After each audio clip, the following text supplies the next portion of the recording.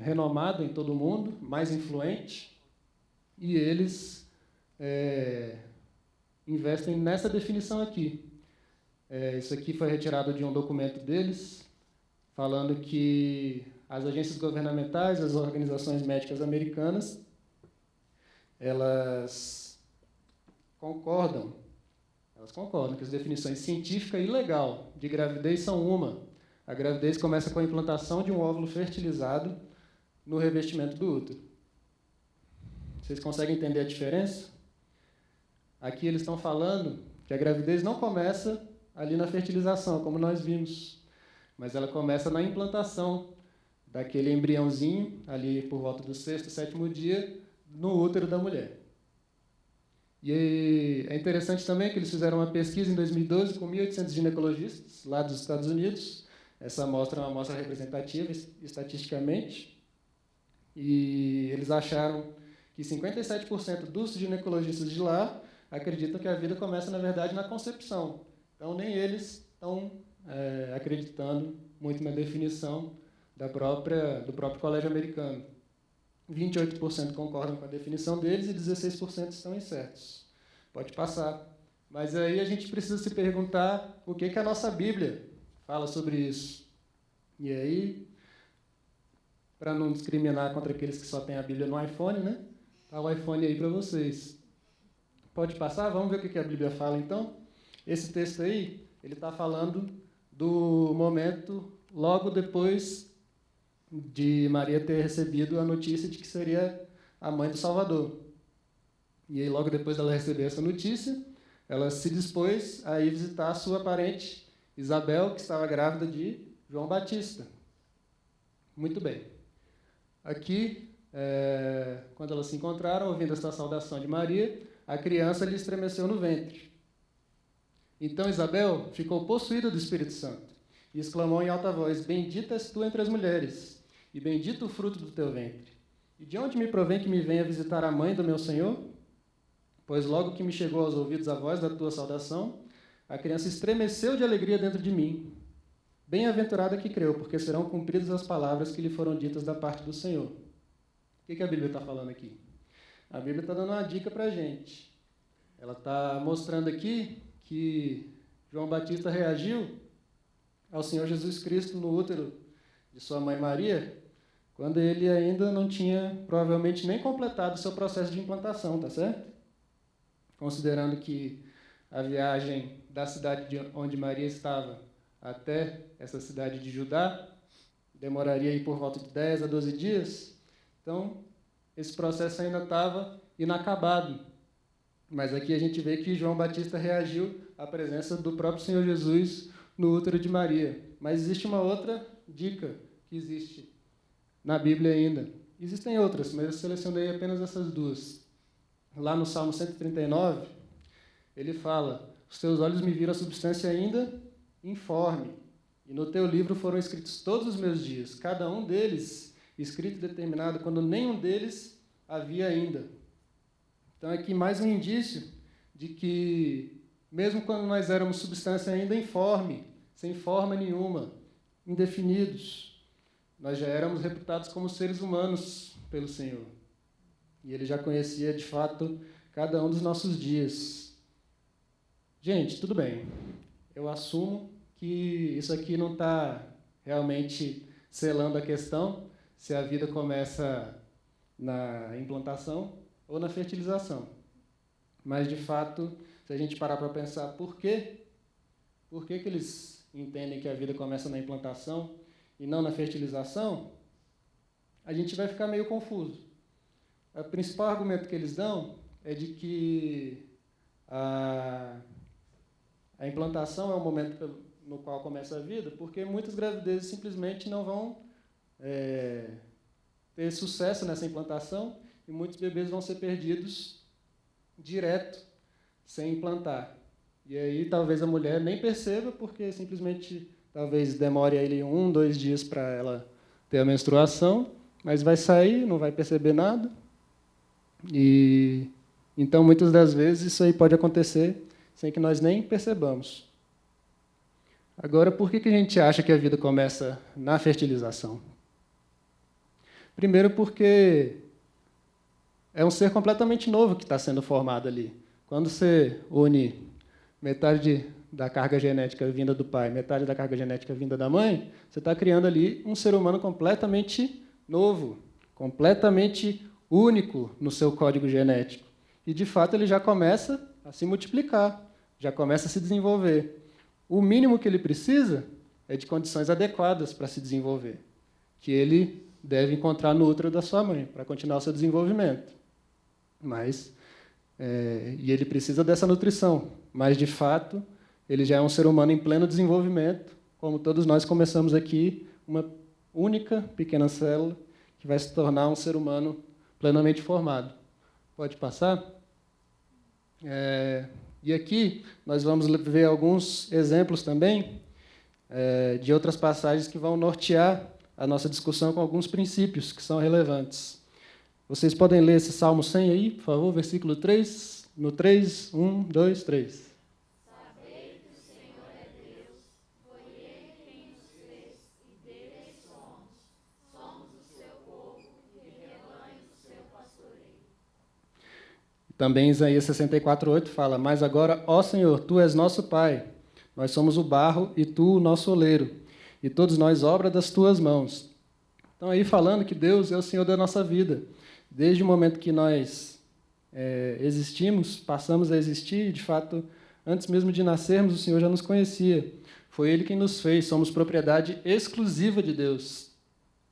E assim como o oleiro tem total direito sobre o vaso de barro que ele faz, ele também tem total direito sobre as nossas vidas. Mas pode passar? Deus, de fato, é Senhor das nossas vidas, do começo ao fim. Então, do início até o final, até a morte, Ele é Senhor das nossas vidas. Vamos ler esses dois versículos aí também? Essas duas passagens? Podem ler. Veja agora que eu sou, eu somente, e mais nenhum Deus além de mim. Eu mato e faço viver, eu firo e eu saro, e não há quem possa livrar alguém da minha mão. 1 Samuel 2,6. O Senhor é o que tira a vida e a dá, faz descer a sepultura e faz subir. Então, quem dá a vida e quem tira a vida é sempre e somente o Senhor Deus. E a vida é dele, para ele dar e para ele tirar como lhe aprouver. Mas outro princípio extremamente importante que nós temos aqui é que filhos são uma bênção. Aqui em Gênesis 1:28, logo depois de criar toda a criação, Deus abençoou o homem e a mulher, lhes disse: Sede fecundos, multiplicai-vos, enchei a terra e sujeitai-a, dominai sobre os peixes do mar, sobre as aves dos céus e sobre todo animal que rasteja pela terra. Aqui, de fato, Deus está falando para nós sermos fecundos, nos multiplicarmos, encher a terra. E esse é um mandamento atrelado a uma bênção. Deus os abençoou e lhes disse: Sede fecundos, multiplicai-vos. Então é assim que nós temos que entender os filhos. Mas também esse versículo aqui, de Deuteronômio 7, fala: Será, pois, que se ouvindo estes juízos, os guardares e cumprires, o Senhor teu Deus te guardará a aliança e a misericórdia prometida sob juramento aos teus pais. Ele te amará e te abençoará e te fará multiplicar. Também abençoará os teus filhos e o fruto da tua terra, e o teu cereal, e o teu vinho, e o teu azeite, e as crias das tuas vacas e das tuas ovelhas, na terra que, sob juramento a teus pais, prometeu dar-te. Bendito serás mais que todos os povos. Bendito serás mais do que todos os povos. Não haverá entre ti nem homem, nem mulher estéril, nem entre os teus animais. E continua, no Salmo 127, 128, ele fala mais sobre isso. Herança do Senhor são os filhos, o fruto do ventre seu galardão. Como flechas na mão do guerreiro, assim os filhos da mocidade. Feliz o homem que enche deles a sua aljava. Vocês podem ler o Salmo 128? Bem-aventurado aquele que teme ao Senhor e anda nos seus caminhos. Do trabalho de tuas mãos comerás. Feliz serás e tudo te irá bem. Tua esposa no interior de tua casa será como a videira frutífera. Teus filhos como rebentos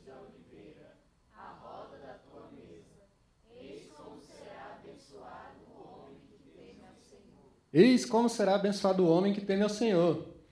Aqui a gente pode ver que, de fato, os filhos são sinal de grande favor do Senhor. Feliz o homem que enche deles a sua aljava. E isso nos leva até a contrastar um pouco com a visão que nós temos dos filhos hoje em dia. Às vezes, quando a gente vê uma família que tem muitos filhos, às vezes, quando a gente pensa nas coisas que nós teremos que abrir mão para ter filhos, a gente fica assustado, a gente fica temeroso, a gente fica desanimado.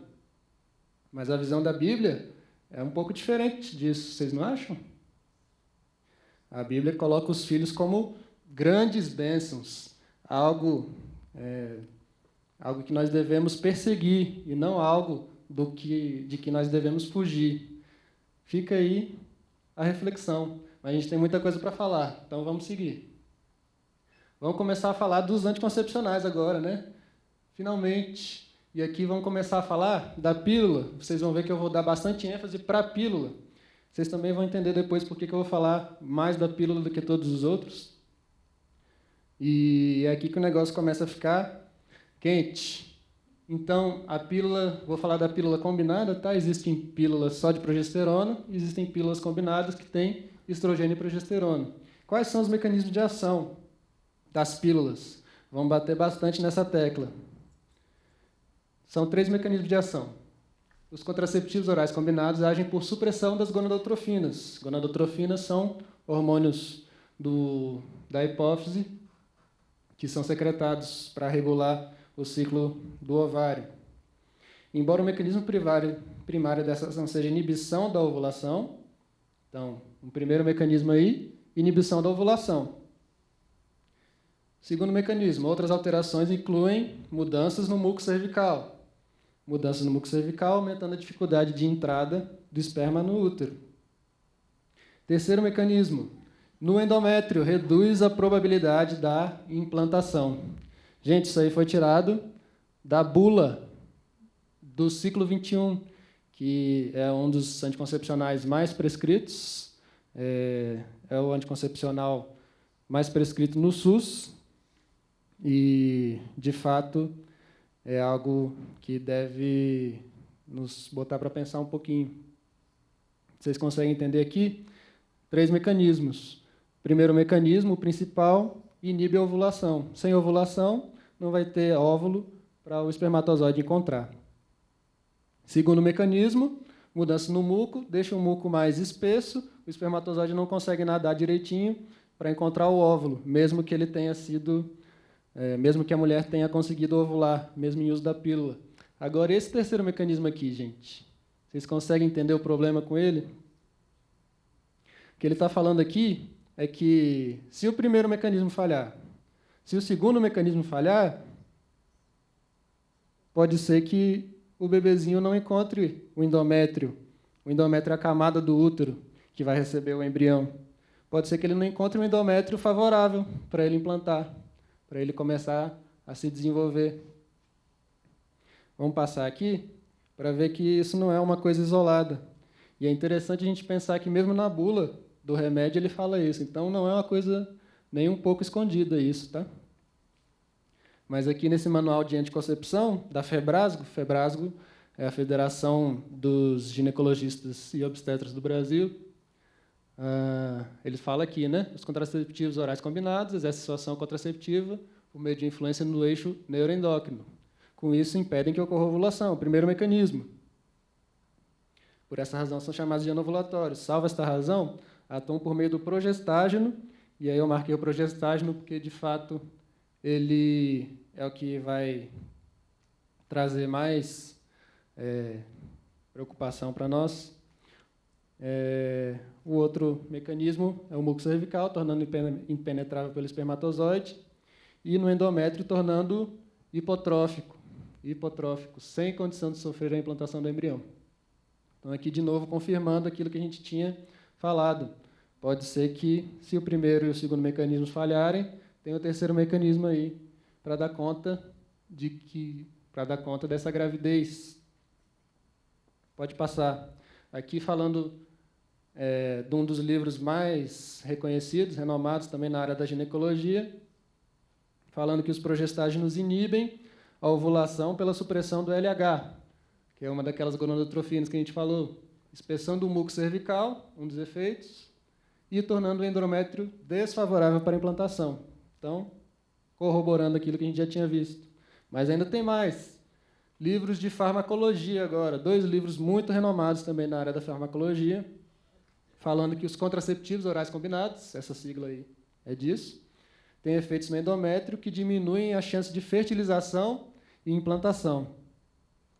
Diminui a chance de fertilização? Beleza. Diminui a chance de implantação? Preocupante. O outro livro, na cervice, efeitos progestágenos tendem a produzir muco viscoso e espesso para reduzir a penetração dos espermatozoides. E, no endométrio, produzir um estado que não é receptivo. Não é receptivo para a implantação. Entretanto, é difícil avaliar quantitativamente a contribuição desses efeitos, pois essas drogas bloqueiam a ovulação muito eficazmente. E aqui a gente se depara com outro ponto da nossa discussão. Não se sabe exatamente a porcentagem das vezes em que cada um desses mecanismos ocorre ou deixa de ocorrer quando a mulher toma a pílula, certo? Não dá para dizer exatamente quantas vezes, por exemplo, o primeiro e o segundo mecanismos não funcionam e o terceiro entra em ação. O que a gente sabe é quantas gravidezes acontecem nas mulheres que usam pílula. E o número que eu tenho, existem alguns outros números, mas no uso habitual, o uso típico da pílula, se 100 mulheres usarem a pílula durante 1 ano, 8 poderão engravidar em uso da pílula. Então, isso aí já faz a gente pensar um pouquinho quantas vezes será que esse terceiro mecanismo tem que ser usado para evitar uma gravidez. A gente não sabe, mas se 8% das vezes não funcionam nenhum dos 3 mecanismos, então a gente não sabe dizer quantas vezes somente o primeiro e o segundo deixam de funcionar. Tá certo? Outro princípio importantíssimo para nós é que Deus ama a vida. A gente vê aqui nesse mandamento, não matarás. E esse mandamento seria melhor compreendido como não assassinarás. Não tirarás a vida de alguém de maneira injusta. E aqui a gente poderia até entrar na discussão de pena de morte ou não, mas isso aí deixa para uma outra ocasião. Não vou entrar nisso. Mas aqui em Provérbios 6, ele fala: 6 coisas o Senhor aborrece, e a 7ª sua alma abomina, mãos que derramam sangue inocente. Pode passar? Que ainda tem mais coisas. Podem ler esse Salmo 82, por favor? Fazei justiça ao fraco e ao órfão, procedei retamente para com o aflito e o desamparado, socorrei o fraco e o necessitado, tirai-o das mãos dos ímpios. Em Provérbios 31, da mesma forma, abre a boca a favor do mudo, pelo direito de todos os que se acham desamparados. Abre a boca, julga retamente e faz justiça aos pobres e aos necessitados. Gente, me respondam. Quem nesse mundo é mais desamparado, é mais dependente de outro que lute por seus direitos que o embrião no útero da sua mãe? Quem de todos é o mais frágil e o que mais merece ser acalentado e não destruído? É pelo direito desses que nós devemos lutar, conforme aqui as Escrituras afirmam. Pode passar? Mas então, Marcos, o que você está falando aí é que quando a mulher toma o anticoncepcional, o primeiro mecanismo pode falhar, o segundo mecanismo pode falhar. E aí? O que a mulher vai oferecer para o bebê vai ser essa paisagem aí? Se fosse uma semente para ser plantada, ela seria plantada num jardinzão assim, bonitão, com água, com sol, tudo que ele precisa para se desenvolver? Ou seria nessa paisagem aqui, nesse asfalto duro, seco, árido, É difícil, né? Aparecer alguma vida aí, mas até que acontece de vez em quando. Graças a Deus por isso, né? Isso aqui é até uma metáfora de resistência e de que mesmo as coisas mais improváveis o Senhor pode tornar em realidade. Mas a verdade é que o embrião que conseguiu escapar, ou melhor, que a pílula que não conseguiu fazer com que os primeiros 2 mecanismos funcionassem, vai oferecer para o embriãozinho, para o bebezinho que está em desenvolvimento, esse asfalto duro aí. Talvez, quem sabe, nasça uma florzinha, mas a chance é muito pequena. Pode passar. Então, vamos começar aqui a falar sobre outros métodos, tá certo? Vamos passar rapidamente sobre eles. Estão falando aqui, em primeiro lugar, sobre os métodos comportamentais. Os métodos comportamentais também são chamados de naturais, e eles se baseiam, na verdade, na abstinência.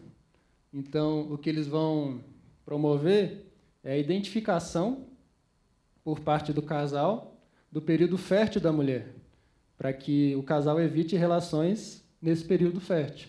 Então, pode passar aí. Esses métodos são baratos, não tem nenhum custo, são seguros, são interessantes, que promovem o conhecimento do corpo por parte do casal. Isso aí é uma coisa boa. Então, alguns exemplos deles são a tabelinha, o método da temperatura, o método do muco cervical, o método sintotérmico, que é uma mistura desses métodos, e o coito interrompido. Coito interrompido, até tem alguma coisa na Bíblia sobre isso, mas eu vou deixar para falar mais para frente, tá certo? Mas é importante que a gente conheça esses métodos que são baseados na abstinência, certo? Agora, falando sobre os métodos de barreira, o princípio deles aqui é diferente, é impedir o contato entre o espermatozoide e o óvulo, servir como uma barreira para que eles não se encontrem. Nesses aqui se encontra o diafragma, o espermicida e a camisinha. O espermicida é uma substância que vai matar os espermatozoides antes que eles entrem no útero. Geralmente é usado com o diafragma, que é basicamente uma capinha que você coloca na frente do útero para tentar bloqueá-lo. E a camisinha, tanto masculina quanto feminina, são conhecidas, também impedem esse encontro. Agora, falando sobre o DIU, dispositivo intrauterino. Pode passar? Passa mais uma vez. Nós temos 2 tipos de DIU, tá certo? O DIU de levonorgestrel. Levonorgestrel é uma progesterona, tá? É um progestágeno. E se vocês estão acompanhando aqui a minha explicação, vocês já vão entender um pouquinho da nossa preocupação. A progesterona mantém o endométrio como atrófico. Estimula o espessamento do muco, aquele outro mecanismo do qual a gente falou, e pode diminuir a motilidade da tuba uterina, prevenindo a união do óvulo e espermatozoide. Também pode inibir a ovulação, mas isso não é consistente. Então, aqui, o primeiro mecanismo não é nem a inibição da ovulação. O primeiro mecanismo é tornar o endométrio atrófico. O que vocês pensam disso? O DIU de cobre funciona de maneira muito parecida. O cobre ele é irritante para o corpo.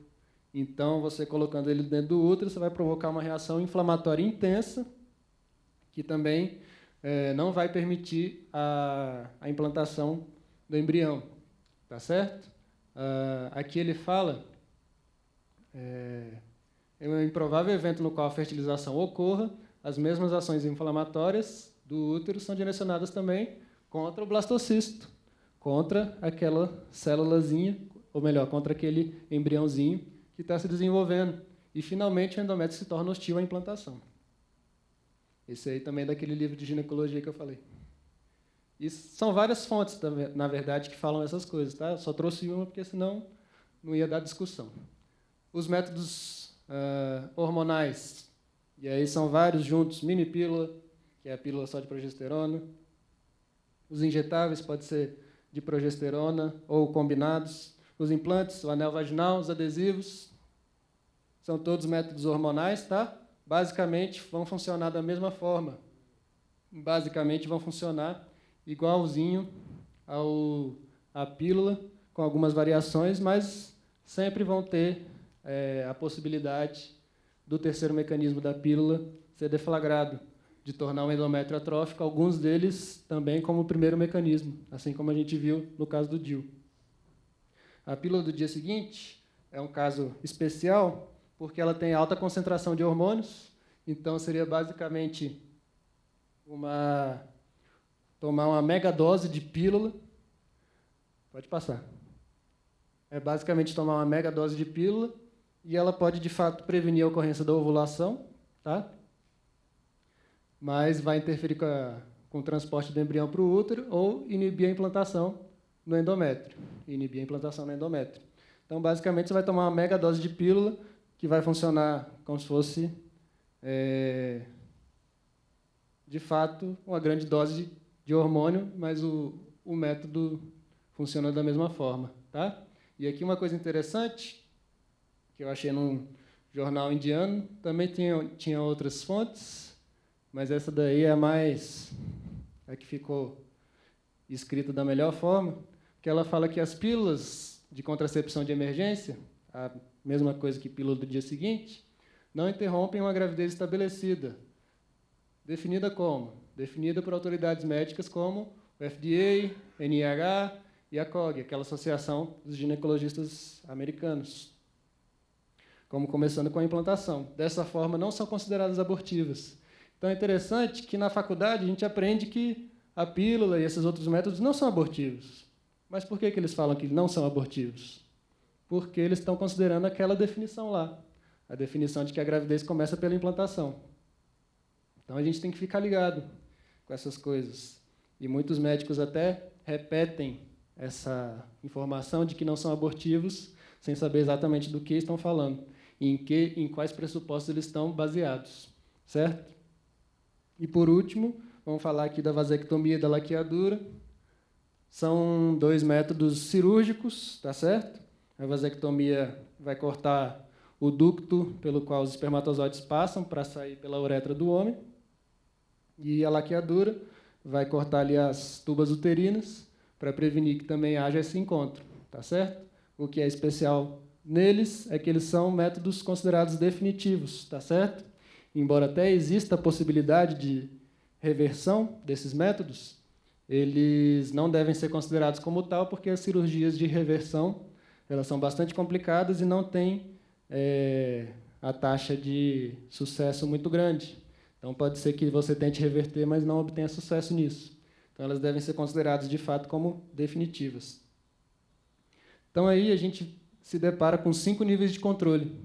Pode passar? 5 níveis de controle. Controle do nascimento. Primeiro nível, ausência de controle. Simplesmente, o casal decide não tomar nenhuma atitude em relação a prevenir gravidezes. O segundo nível é usar apenas os métodos naturais. Os métodos naturais, aqueles comportamentais que a gente já conversou. Terceiro nível, métodos artificiais não abortivos, tanto temporários, como a gente falou, principalmente dos métodos de barreira, os definitivos, que a gente acabou de falar, a laqueadura, a vasectomia. Os métodos potencialmente abortivos, aí entram praticamente todos aqueles hormonais e o DIU. E o aborto, que, na verdade, é mais teórico do que isso aqui é assassinato, isso não é um nível de controle.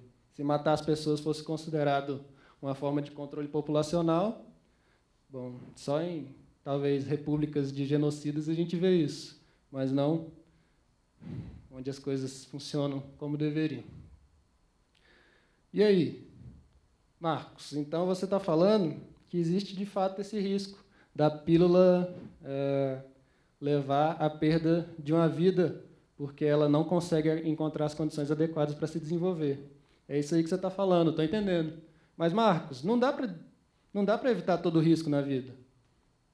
Viver é um risco, sair de casa é um risco, andar de carro é um risco. E aí? A gente vai deixar de tomar a pílula porque ela tem risco? De fato, gente, a gente não consegue fugir de todos os riscos que a gente tem na vida. mas a gente sempre busca um mínimo aceitável de riscos. Então, se a gente vai sair de casa, a gente vai sair de carro, tudo bem, mas a gente bota o cinto. A gente vai atravessar a rua, a gente olha para os dois lados antes de atravessar. Então, isso aqui é para a gente pensar que, de fato, a gente tem que ter cuidado, que a gente tem que ter prudência, que a gente tem que agir com sabedoria. Não é simplesmente, existe risco, então eu vou tomar. A gente tenta diminuir sempre ao mínimo aceitável. Também depende do propósito do risco. A gente tem que sair de casa para resolver as nossas coisas, cuidar da nossa vida, buscar o crescimento, o desenvolvimento, a maturidade. Enquanto que assumir um risco simplesmente por prazer ou por comodidade seria algo não tão louvável assim. Então, no caso da pílula, a gente pode colocar uma criança em risco simplesmente porque a gente não quer tê-la agora, nesse momento. Não é porque a gente está pensando no bem dela, tá certo? E também depende das alternativas, né, gente? Se a gente não tivesse nenhuma alternativa melhor, nenhuma alternativa que não envolvesse o potencial de matar o embrião, tudo bem, a gente poderia até começar a pensar se era válido ou não, mas eu mostrei aqui, a gente tem várias alternativas. A gente tem várias alternativas para evitar que uma gravidez ocorra sem necessariamente implicar no risco de que o embrião seja morto dentro do útero. Tudo bem. Mas, Marcos, o risco é tão baixo. De fato, a gente não sabe se o risco é baixo, tá? Como eu já tinha falado, a gente não sabe essa porcentagem. Mas uma coisa a gente sabe. Fazendo algumas continhas aqui, supondo que aquele mecanismo, aquele terceiro mecanismo, vai servir de determinante do destino do embrião, o primeiro e o segundo vão falhar e o terceiro vai agir. Se isso acontecesse só em 1% dos casos, vamos dizer que isso só acontece em 1% dos casos. Se a mulher tomasse um anticoncepcional dos seus 20 até os seus 45 anos, fazendo as contas aí, dá pelo menos uns 3 abortos, tá? O risco é de que haja pelo menos uns 3 abortos. Certo? Pode ser que não aconteça nenhum, pode ser que não aconteça nenhum. Pode ser que aconteça mais que isso, pode ser que aconteça mais que isso. E a gente não é senhor dos riscos e das probabilidades, né? Então a gente se depara com um dilema. Um caçador saiu para caçar, está com a sua espingarda, procurando uma presa, e aí de repente o arbusto se mexe.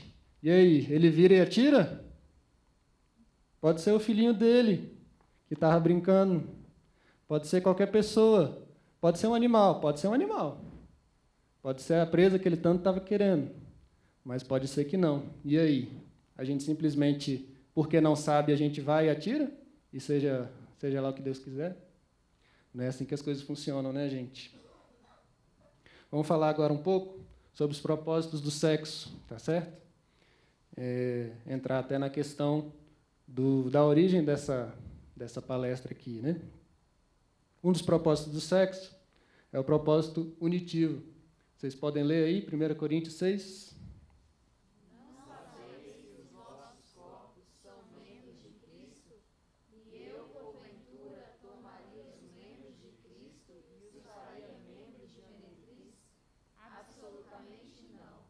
Ou não sabeis que o homem que se une à prostituta forma um só corpo com ela?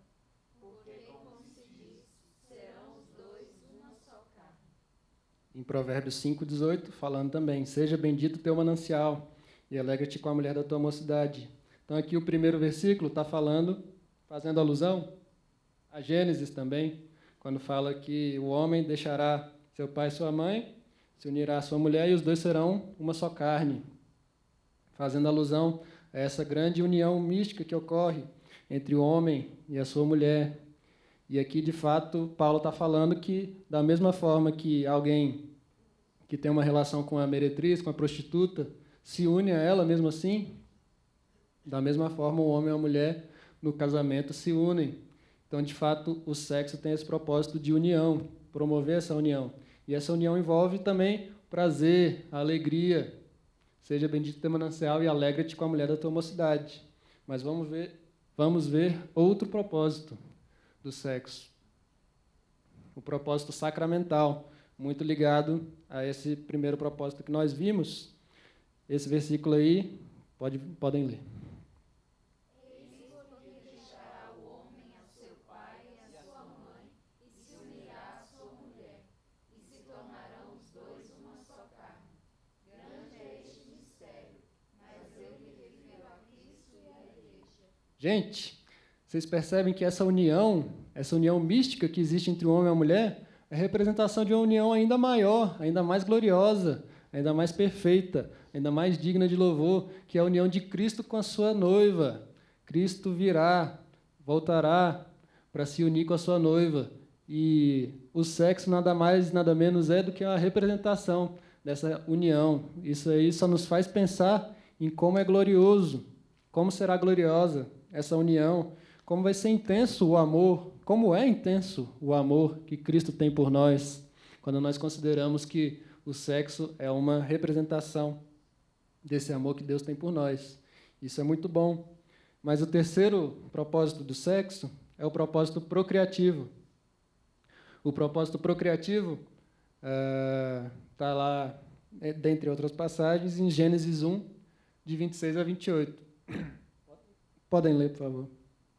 Também disse Deus: façamos o homem à nossa imagem, conforme a nossa semelhança. Tenha ele domínio sobre os peixes do mar, sobre as aves dos céus, sobre os animais domésticos, sobre toda a terra e sobre todos os répteis que rastejam pela terra. Criou Deus, pois, o homem à sua imagem, a imagem de Deus o criou. Homem e mulher os criou. E Deus os abençoou e lhes disse: sede fecundos, multiplicai-vos e enchei a terra e sujeitai-a. Dominai sobre os peixes do mar, sobre as aves dos céus e sobre todo animal que rasteja pela terra. Então, gente, aqui fica mais claro que aquele mandamento do Senhor para que o homem fosse fecundo, para que se multiplicasse, enchesse a terra, isso aqui é consequência dali, do começo. Façamos o homem à nossa imagem, conforme a nossa semelhança. Assim como Deus é um Deus criador, Ele transmite aos seres humanos essa capacidade de procriação. Dentre outras coisas aqui, que Ele fala no versículo, uma dessas bênçãos que nós recebemos é a bênção de sermos fecundos. E com isso a gente cumpre a ordem de Deus. Então vamos falar sobre algumas questões correlatas. Marcos, então o que você está falando aí? Já que eu não vou usar um método que seja tão eficaz quanto a pílula, então eu devo ter o máximo de filhos possível, é isso que você está falando? O propósito de Deus para o sexo é a procriação. Então, o negócio é abrir a porteira, deixar o máximo de filhos possível? Gente, procriar não é um dever absoluto e irrestrito. Não é errado permanecer solteiro. O próprio Paulo permaneceu solteiro. E ele dá uma explicação na carta de 1 Coríntios 7:8. E aos solteiros e viúvos digo que lhes seria bom se permanecessem no estado que também eu vivo. Paulo aqui está falando isso porque ele está pensando no seu ministério, cheio de agruras, cheio de perseguições, cheio de coisas difíceis de se encarar. Imagina se ele tivesse uma família para cuidar, uma esposa, um filho para levar junto dele. Será que ele conseguiria fazer tantas coisas assim? De fato, algumas pessoas são chamadas por Deus para viverem uma vida de solteiros, para nunca casarem, para serem solteiros mais úteis ao Senhor do que seriam se casassem. Então, a ordem para se casar, para ser fecundo, para multiplicar, não é uma ordem para todo mundo pegar para si e considerar como uma ordem absoluta.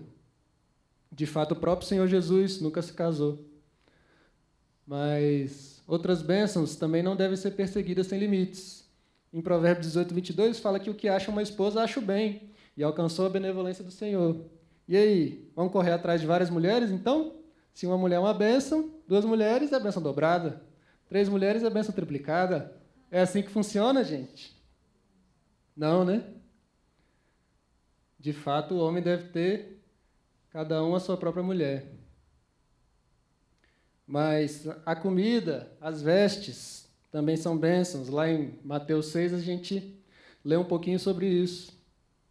Mas a gente deve, então, buscar a bênção da comida toda hora, desenfreadamente, começar a comer. Aí a gente cai no pecado da glutonaria. Ou então a gente deve comprar um monte de roupa, as mulheres encher a casa de vestido. Não é isso? Não, né? Eu espero que não, gente. Eu espero que vocês estejam pensando que não. E as outras bênçãos de Gênesis também. Como a gente viu ali, cuidar dos animais, dominar sobre a terra.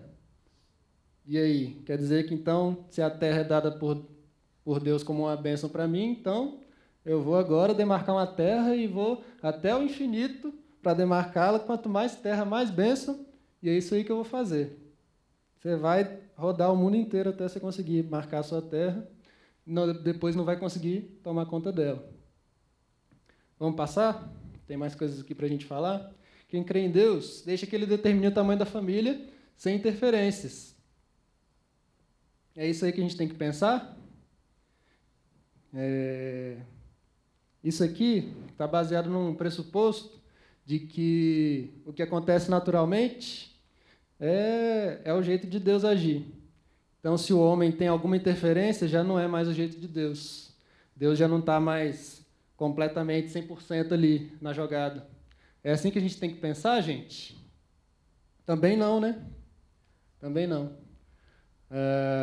Aqui, usando uma analogia parecida, a gente vai esperar que a própria natureza dê o fruto, que o próprio vento semeie as sementes, e aí depois de um tempo a gente espera para colher somente aqueles frutos que tiverem disponíveis ali para nós? Ou a gente vai, trabalha na terra, lavra com esforço, com dedicação, com inteligência, com sabedoria, para que a terra produza em grande quantidade, para que a gente possa comer todo mundo em casa, para dar para os outros, para ajudar a igreja. É isso que Deus espera de nós, quando Ele nos dá esse mandato de dominar sobre a terra. Ele espera que nós usemos a nossa cabeça. Ele espera que nós usemos a nossa inteligência, que é dada exatamente por Ele, para que nós dominemos sobre a criação. Da mesma forma, ninguém aqui vai deixar o cabelo crescer até quando Deus quiser, né? Eu vou deixar meu cabelo crescer até Deus deixar. Também não, né? Vai começar a ficar sujo, vai começar a dar piolho, não vai ficar legal. Não vou escovar mais os dentes, vou deixar meu dente cair até Deus decidir. Talvez seja um excelente método contraceptivo, mas eu não recomendo, tá certo?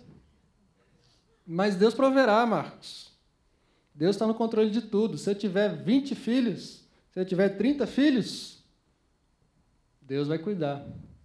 Olha, tem muitos irmãos que acabam caindo nesse engodo, tá certo?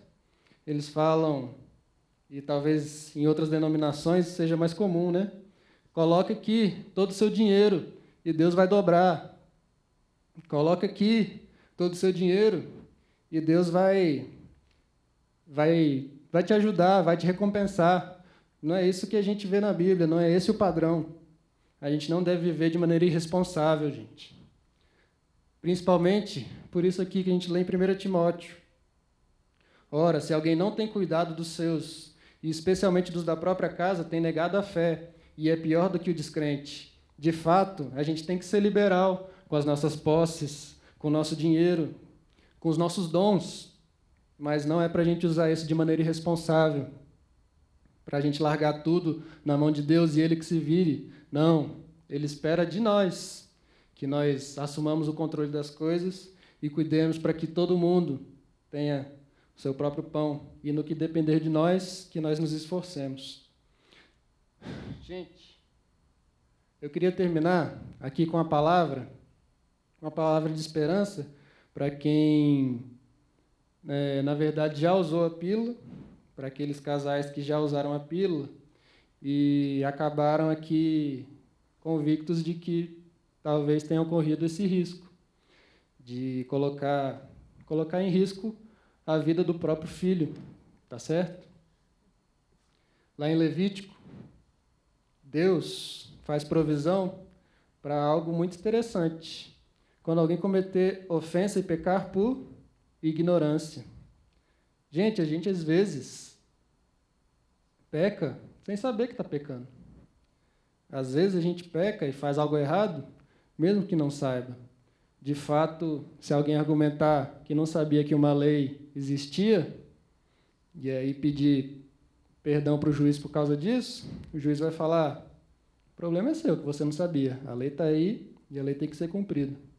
Da mesma forma, é conosco. Mas Deus é tão bom que Ele criou um caminho, tá certo? Para lidar com essa culpa. Então, aqui em Levítico, a gente já vê um indício daquilo que o próprio Senhor Jesus faria no nosso lugar. Aqui ele fala de sacrifícios que deveriam ser feitos para que mesmo a nossa culpa por ignorância ela fosse aplacada. E, de fato, era aplacada por aqueles sacrifícios. Mas o Senhor Jesus veio exatamente para receber a punição que nos era devida no seu lugar. Pode passar? De fato, quem há que possa discernir as próprias faltas? Absolve-me das que me são ocultas. O salmista falando. E lá no Salmo 139 falando também. Sonda-me, ó Deus, e conhece o meu coração. Prova-me e conhece os meus pensamentos. Vê se há em mim algum caminho mau. Guia-me pelo caminho eterno. Aqui, o salmista está pedindo que Deus, de fato, revele se existe algum caminho mau pelo qual ele está seguindo e que ele, de fato, o coloque de volta ali, no caminho eterno. Que, de fato, ele mostre aquilo em que ele tem errado e que ele seja usado agora no caminho eterno, no caminho de Deus. É isso que nós devemos almejar também. E, gente, a esperança realmente é eterna para quem crê em Deus. Pode passar? No Salmo 103, nós lemos que quanto dista o Oriente do Ocidente, assim afasta de nós as nossas transgressões. Como um pai se compadece dos seus filhos, assim o Senhor se compadece dos que o temem, pois Ele conhece a nossa estrutura e sabe que somos pó. Lá em Miqueias, quem, ó Deus, é semelhante a ti, que perdoas a iniquidade e te esqueces da transgressão do restante da tua herança? O Senhor não retém a sua ira para sempre. Louvado seja o Senhor, porque Ele tem prazer na misericórdia. Tornará a ter compaixão de nós, pisará aos pés as nossas iniquidades e lançará todos os nossos pecados nas profundezas do mar. Podem ler esse versículo de 1 João? Se confessarmos os nossos pecados, Ele é fiel e justo para nos perdoar os pecados e nos purificar de toda injustiça. Gente, se vocês, infelizmente, correram esse risco, não se preocupem. Arrependam-se de seus pecados. Mudem de vida, mudem de caminho. Ainda há tempo de lutar pelo oprimido. Ainda há tempo. Peça perdão dos seus pecados. Ele é fiel e justo para nos perdoar os nossos pecados e nos purificar de toda injustiça. Então, com isso, eu encerro aqui. Eu espero que tenha sido útil. Espero que tenha contribuído. Toda a glória seja dada a Deus. Amém? Quem tiver perguntas, essa é a hora.